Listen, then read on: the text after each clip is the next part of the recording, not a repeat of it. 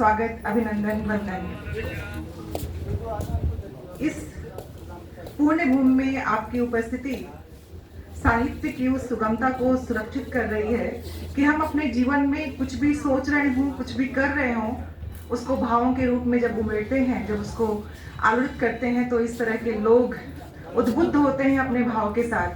तो नवसृजन के आज के वार्षिकोत्सव में आप सभी प्रबुद्ध मनुष्यों का एक बार पुनः स्वागत करती हूँ और ईश्वर से प्रार्थना करती हूँ कि माँ बीणापाणी हमारे जो मनोरथ है, साहित्यिक, सांस्कृतिक और साथ ही साथ भाव की भूमि पर आके प्रज्वलित होने वाले सभी भाव यूं ही लोगों के आत्मा को झकझोरते रहें, उनको आलोड़ित करते रहें और प्रश्नों के साथ उत्तर तलाशने के लिए रोज रोज प्रेरित करते रहें। नवसृजन वो प्रयास है जो इस समाज में होने वाले समस्त परिवर्तनों को लिखित करता है और अपने लेखन के द्वारा हम सबके बीच में इस तरह से सजा के पेश करता है। आज के मंच पे हमारे आदरणीय अतिथि जो लखनऊ या उत्तर प्रदेश या भारत की भूमि पर शायद ही कोई हो जो उनके नामों को न जानता हो, ऐसे मनीषियों, मंचस्थ लोगों का पुनः स्वागत करती हूँ। आप सभी श्रोताओं का जो माँ बीणापाणी के हृदयांश और हृदयांशियां हैं, आपका पुनः स्वागत।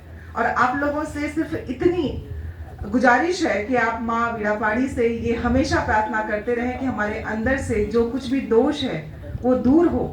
हम सदोष भले हो लेकिन दोष युक्त न हो। हम भले ही विकारों को सोचें लेकिन उसको बाहर न निकालें। हम भले ही विकारों के साथ हो लेकिन उनसे उन्मुक्त होने की कोशिश करते रहें।